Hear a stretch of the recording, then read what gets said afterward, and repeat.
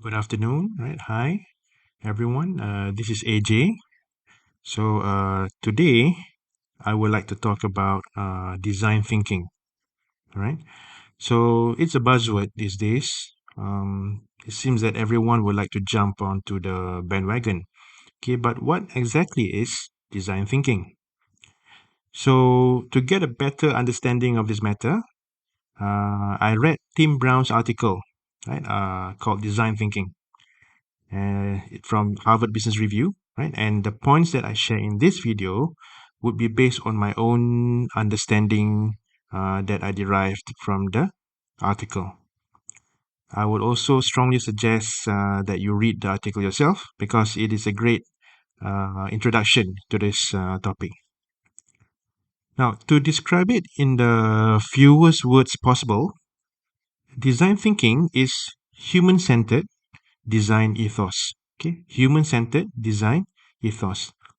What this means is that if design was thought to be a separate, okay, and final part of making a product, this time around, right, design becomes an integral aspect of the product, okay, that will bring greater value to the customer. So it's not just about making things look beautiful, but it's also practical, okay, to do so. So, based on the article, it is said that the main phases of design thinking are inspiration, okay, where you find the problem statement, okay, where you brainstorm, ideation, okay, where you again work with the team to come up with possible solutions, right? Come up with the prototypes and implementation, okay, where you would test them out, and if it succeeds, then you can implement it as a settled solution or final solution. Okay. The first two phases might be repeated as necessary. So inspiration and ideation might be repeated as required.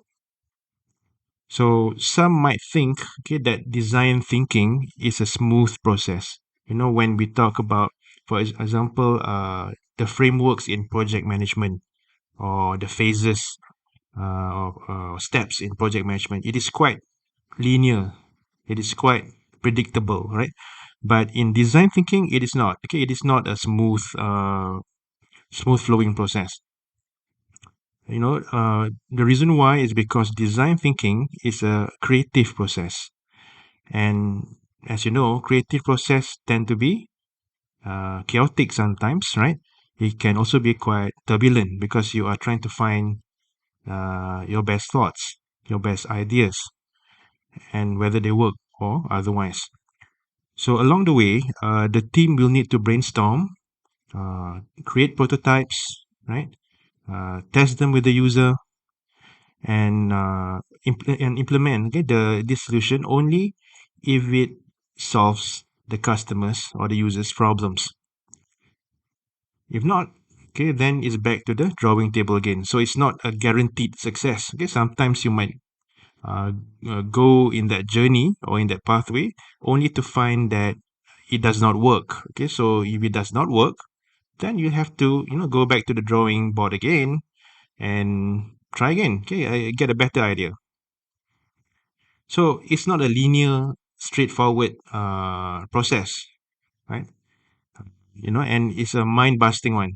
Okay, so be prepared to go on a roller coaster ride, right?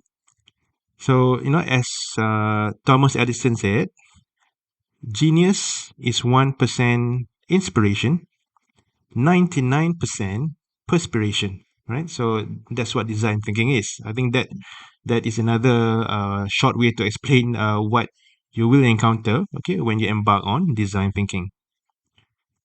So another popular question is, how does agile fit into this picture of design thinking?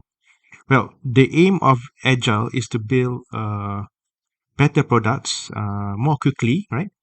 In a complex environment. Whereas for design thinking, okay, it provides the method for you to ensure, right, that the team is addressing the right problems, right, and is offering the right solutions, right, to the customers or the users.